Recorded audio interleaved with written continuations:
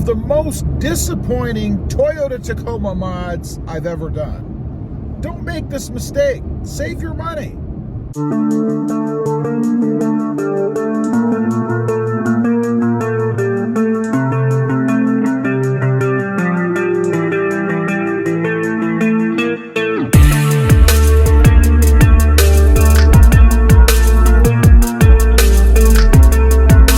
Good afternoon, everybody, and welcome back to Robmotive.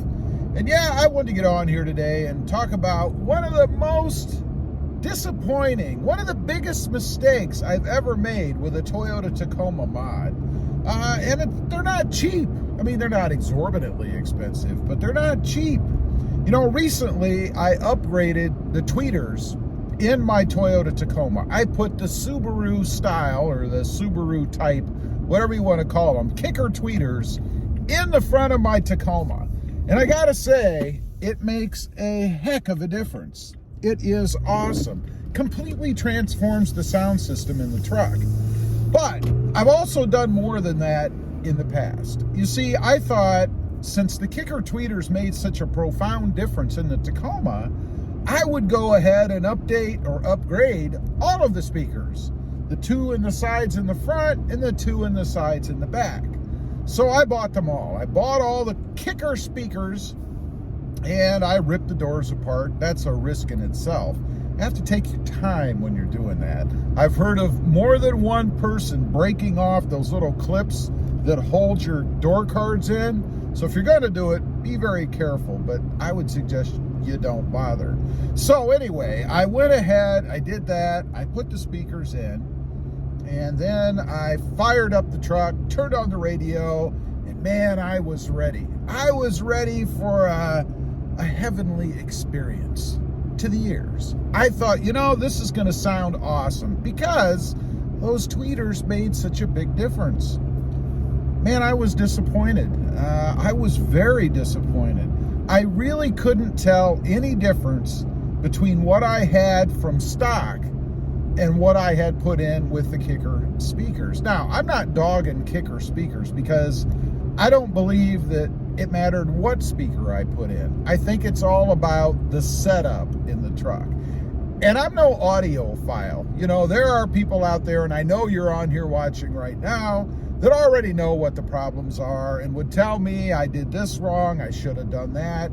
And I don't disagree because, like I said, I am no expert on sound systems other than what I've experienced myself in the form of the tweeters in the front. So I put them on. I was very disappointed. And it's because of the setup itself. You know, the radio itself in the truck just does not have the right setup to have a profound difference when you change the speakers in the truck, other than what I already mentioned, the tweeters again. I keep mentioning the tweeters because it does make such a big difference. And I have to say too, with those, they're not that expensive. I think the cost for two of them was about $100, something like that, right around $100. So it's not some huge expense. It's plug and play. They have the same adapter, so it's easy to do. So anyway, I put them in, and they were so bad, and this was in my 2020 Voodoo Blue Tacoma. That's where I made this mistake. So they were so bad that when I traded that truck off, you know, I typically go through and I remove as many mods as possible so that I can repurpose or reuse them on the next Tacoma, if possible, or sell them outright, whichever. And I've done both. It just depends on how much I like the mod and frankly whether or not I like working with it at all. So I didn't even take them out of the truck. Now I could have replaced them with the OEM speakers. I could have sold the other ones. I could have put them in this truck, but I just didn't see a reason to do that. It just wasn't any difference really, and no reason to go through chancing, damaging your door cards and, you know, all that stuff to put something in that you know is not going to have any difference. So my advice to you, anybody listening out there, don't replace the speakers in your doors. Don't make that mistake if you're looking for a sound improvement in your Tacoma, because frankly, you're going to be disappointed. It's just not going to happen. Now, there is one other mistake I've made, and that was again, dealing with sound. It's all about sound, it seems today for me. And that, of course, was putting the cold air intake in my previous Tacoma. I put an S&B cold air intake in, and I did it because I was looking really for two things, I suppose. So it wasn't a complete fail. I was looking for a sound improvement because it made such a huge difference in my Jeep Gladiator. I put an air raid, and I wish they had air raid cold air intakes just like what I have in the Jeep Gladiator for the Tacoma, but they don't. So anyway, I put it in my Tacoma. It was the Voodoo Blue Tacoma, expecting again to have some sort of a profound experience, right? I was disappointed. I really didn't notice anything. Now, there might have been a slight sound increase. It's hard to tell because I did have the TRD exhaust on that truck as well. Again, another waste of money in my opinion if you're looking for a profound sound increase. It may increase the sound just to the nth degree of smallness, but it's not going to do enough to warrant spending the money that they cost, or it costs, and then going through the efforts of taking the old exhaust off, putting the new exhaust on. Just not worth it in my opinion. But back to the cold air intake. I put it in. I was disappointed. I also had to remove one of my hood struts because it doesn't fit in the Tacoma with the hood struts. I had the red line in that case, but either way, the SECCOTINE wouldn't fit either, the bolt-on type, so it didn't really matter which flavor I had for hood strut.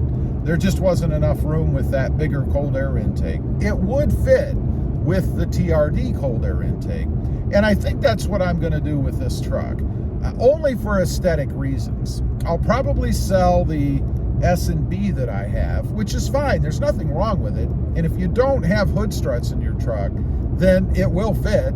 It's going to give you, like I said, maybe the nth degree of smallest increase in sound. But aesthetically, it's going to look awesome in the truck. You know, it has that clear plexiglass lid. You can see that nice big old air cleaner in there, or air filter, and it looks awesome in the truck. But what I think I'm going to do is go ahead, once again, and go back to the TRD cold air intake. But I'm going to do a little bit of a mod to that in itself, because it comes in red.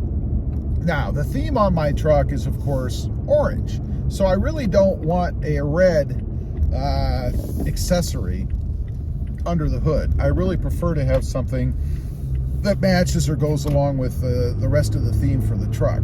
And I can do that pretty easily. I can paint the red accenting that's on the TRD cold air intake itself, you know, the lid. But I still have that red cowling, or that red connector, if you will, that comes along with it. I could go black, just keep it black and not screw with anything. But what I'd really like to do is find an orange cowling or connector to replace the red that comes with the kit. So that's what I'm going to look to do, other than really for no reason other than to change the aesthetics under the hood and kind of match things up a little bit. So anyway, I just wanted to get on here, you know, caution anybody to not make the same mistake I did.